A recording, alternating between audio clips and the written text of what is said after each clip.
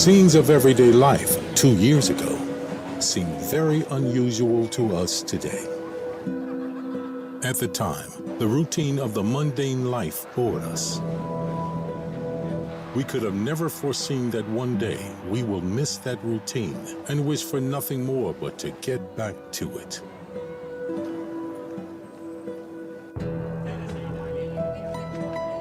December 31st, 2019. The world waits the turn of the new year and the beginning of a new one. Meanwhile, the unknown coronavirus was roaming freely across the borders.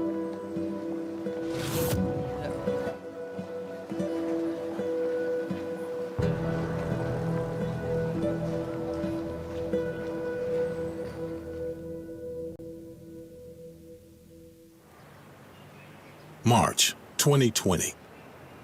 Thousands of cases are reported all over the world. It's not a joke. I don't know. What more? The WHO declares the COVID-19 virus a pandemic. China has identified the cause of the struggles to contain the virus. This is a rapidly emerging situation. First U.S. case has been detected. The virus continued to spread exponentially. We have therefore made the assessment that COVID-19 can be characterized as a pandemic. Countries started counting cases and death rates were rising. The situation spiraled out of control. Only then did the world take the pandemic seriously. Travel bans were issued. Airlines canceled flights and most countries enforced the quarantine. Schools and places of worship were shut down, followed by imposing curfews and restricted social distancing mandates. The virus attacked viciously, and countries were forced to lock down completely.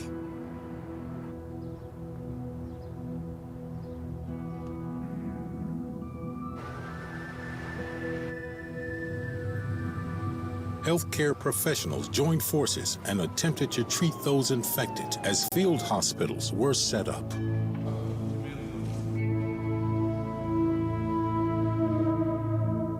The world was going through very tough times. In June of the same year, the number of deaths surpassed 500,000 people. Fear quickly turned into terror. For most, it seemed like time is running out, and that we were quickly approaching the end of the world.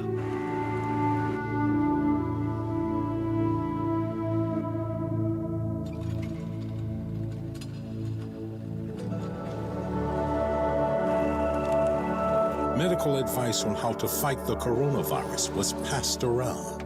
Doctors highlighted the importance of strengthening the immunity, focusing on mental and emotional health.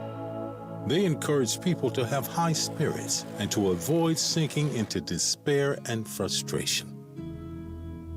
Some of the worst pandemics in history have doomed whole nations and brought them to their knees, killing millions. In the 14th century, the bubonic plague infected 50 million people. At the turn of the 19th century, the cholera killed 15 million people. And in the 20th century, the Spanish flu infected 500 million people, about a third of the world's population. At the end of 2020, the number of COVID cases surpassed 75 million. Undoubtedly, the price for the lockdown was shattering to the economy. We suffered from boredom and self-isolation. But it doesn't compare to the suffering of millions of underprivileged lives. As we fought the virus, some were engulfed into wars and political conflicts that they are innocent of. And others were impoverished as most businesses came to a halt. Yet there was a silver lining. The ozone layer has shown us signs of recovery, allowing Earth to breathe, improving the health of our planet. Nature finally took a much-needed break from the havoc we wreak.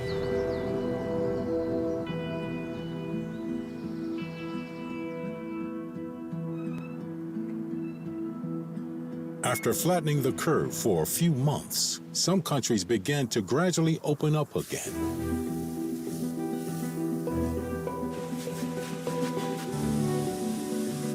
With strict health measures of mandatory medical masks and social distancing.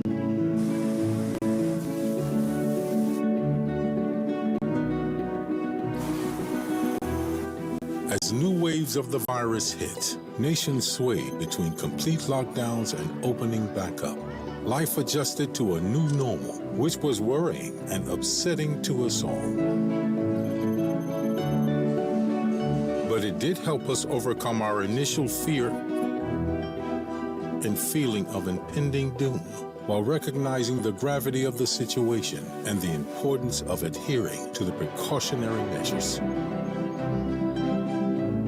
The crisis is not yet over, but we have adapted ways of coping. We regained mental balance and realized the importance of communal support. Sports, arts, and hobbies helped lift our spirits.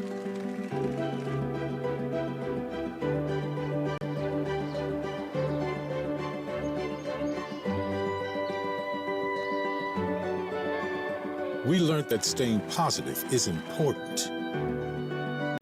We are grateful to the elderly for their wisdom and guidance, but also to the young for the optimism they spread.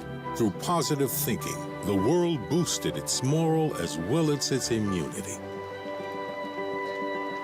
The youth reignited our lost love for life.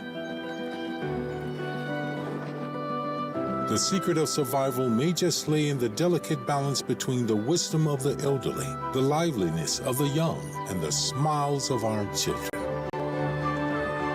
The youth are the driving force for change and development. Their positive outlook on life holds the secret to our happiness. They hold our equilibrium.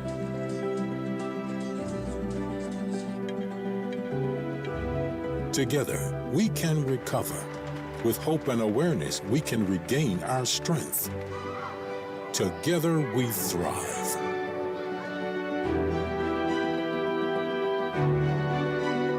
Think positive. Test negative. Back together.